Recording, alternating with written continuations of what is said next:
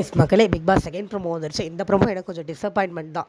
ஏன்னா நிற்கிறது வந்து விக்ரம், கனி, பார்வதி, திவாகர், திவ்யா, அரோரா, எஃப்ஜே, வியானா இவங்க எல்லாரும் நிற்கிறாங்க. இவங்க இந்த வாந்தி எடுத்து பார்வதி திவாகர் ஒன்று பண்ணாங்க இல்லையா, அது மாதிரி விஜய் சேதுபதி பண்ணி காமிக்கிறாரு. பாரதி உவ, திவாகர் உவ, விக்ரம் உவ, கனி உவ, எஃப்ஜே உவன்னு பண்ணி காமிக்கிறாரு. எனக்கு என்ன இதில் இவ்வளோ தாங்க ப்ரோமோ, இவ்வளோ தான். இது நல்லா இருக்கா அப்படின்னு சொல்லிட்டு பார்வதிகிட்ட வந்து, பார்வதி நீங்கள் ஒரு ஆங்கர் தானே, ஒரு விஜய் தானே, உங்களுக்கு இது தெரியாதா, உங்கள் ஷோவில் இப்படி பண்ணால் எப்படி இருக்கும் அப்படின்னு ஒன்று பேசுகிறாரு. எனக்கு இதில் இது சுத்தமாக என்ன பிடிக்கலன்னா, வாந்தி அடித்து காமிச்சது பார்வதி திவாகரும் மட்டும்தான்.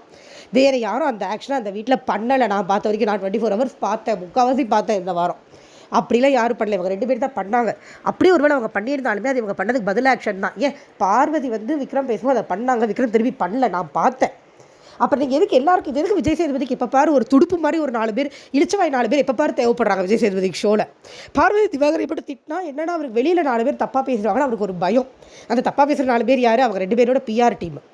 ஒரு பிஆர் டீமுக்கு பயந்துக்கிட்டு இவர் எதுக்கு இவ்வளோ இதுவாக தேவையில்லாமல் தப்பு பண்ணாதவங்களாம் திட்டிகிட்டு இருக்காருன்னு எனக்கு புரியவே இல்லை. அங்கே என்ன டாபிக் டிஸ்கஷன் ஆச்சுன்னு தெரில. ஆனால் வாந்தி எடுத்து காமிக்கும் போது அவர் எல்லார் பேரையும் சொல்கிறது எனக்கு பிடிக்கலைங்க.